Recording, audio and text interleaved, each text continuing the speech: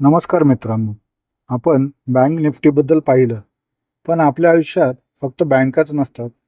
आपण जे credit card वापरतो, जो आयुर्विमा काढतो किंवा घरासाठी जे कर्ज घेतो, त्यामागे एक खूप मोठी फायनान्शियल सिस्टम असते. याच पूर्ण सिस्टमची ताकद मोजणारा इंडेक्स म्हणजे आपली फिन निफ्टी.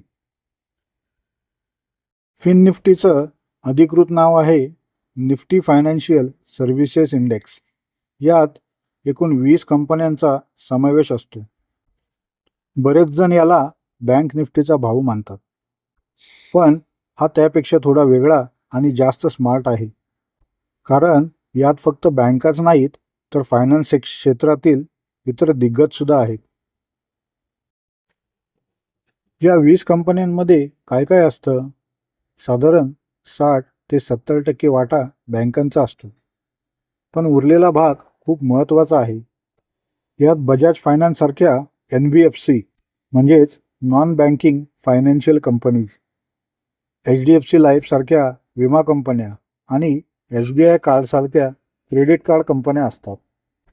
म्हणजे जर बँकिंगसोबत विमा क्षेत्रात मोठी हालचाल झाली तर हा इंडेक्स रॉकेटसारखा पळतो. ऑप्शन ट्रेडिंग करणाऱ्यांसाठी फिन निफ्टी सर्वात खास आहे, कारण याची विकली एक्सपायरी दर मंगळवारी असते. जेव्हा निफ्टी आणि बँक निफ्टीमध्ये शांतता असते, तेव्हा मंगळवारी फिन निफ्टीमध्ये मोठी वावटळ येते. कमी प्रीमियममध्ये जास्त हालचाल मिळत असल्याने ऑप्शन बायर्ससाठी हा फेवरेट इंडेक्स बनला आहे. हा इंडेक्स पाहणे का गरजेचं आहे? कारण भारताचा विकास हा फक्त पैशांच्या देवाणघेवाणीवर नाही, तर कर्जे, गुंतवणूक आणि विम्यावर अवलंबून आहे.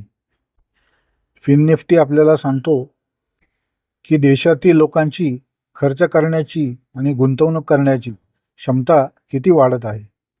हा खऱ्या अर्थाने आधुनिक भारताच्या फायनान्सचा आरसा आहे.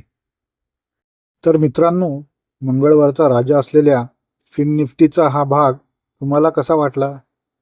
तुम्ही या ट्रेड करता का? कमेंटमध्ये नक्की सांगा. पुढच्या भागात आपण एक नवीन इंडेक्स पाहणार आहोत, मिड कॅप निफ्टी.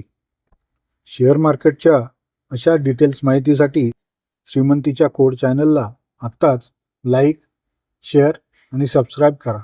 धन्यवाद. व्हिडिओमध्ये वापरण्यात आलेली कंपन्यांची नावे ही फक्त शैक्षणिक दृष्टिकोनातून घेतलेली आहेत.